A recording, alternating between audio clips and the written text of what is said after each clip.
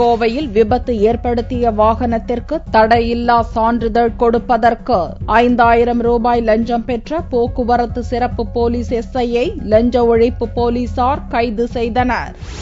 கோவை காரமடை பகுதியைச் சேர்ந்த சித்த மருத்துவர் ரஹீம் தனது காரில் கடந்த 13ஆம் தேதி பாலசுந்தரம் சாலையில் சென்று கொண்டிருந்தபோது எதிர்பாராவிதமாக மின்கம்பத்தில் மோதியுள்ளார். இதுகுறித்து ரஹீம் மீது மின்வாரிய உதவி செயற்பொறியாளர் குமார் வழக்கு பதிவு செய்தார். இந்நிலையில் விபத்து ஏற்படுத்திய வாகனத்திற்கு காப்பீடு பெறுவதற்காக ரஹீம் கோவை வட்டார போக்குவரத்து அலுவலகத்தில் விண்ணப்பித்தார். 5000 ரூபாய் பணம் அளித்தால் தடையில்லா சான்றிதழ் பெற்றுத் தருவதாக போக்குவரத்து சிறப்பு எஸ்ஐ சிங்காரம் ரஹீமிடம் வற்புறுத்தியுள்ளார். இதுகுறித்து லஞ்ச ஒழிப்பு போலீசாரிடம் அளிக்கப்பட்ட புகாரை தொடர்ந்து அதிகாரிகள் அளித்த ரசாயனம் தடவிய பணத்தை சிங்காரத்திடம் ரஹீம் கொடுத்தார். போக்குவரத்து புலனாய்வு பிரிவு அலுவலகத்தில் வைத்து பணம் கொடுத்தபோது மறைந்திருந்த லஞ்ச ஒழிப்பு போலீசார் எஸ்ஐ சிங்காரத்தை கைது செய்தனர். பின்னர் நீதிமன்றத்தில் ஆஜர்படுத்தி அவரை சிறையில் அடைத்தனர்.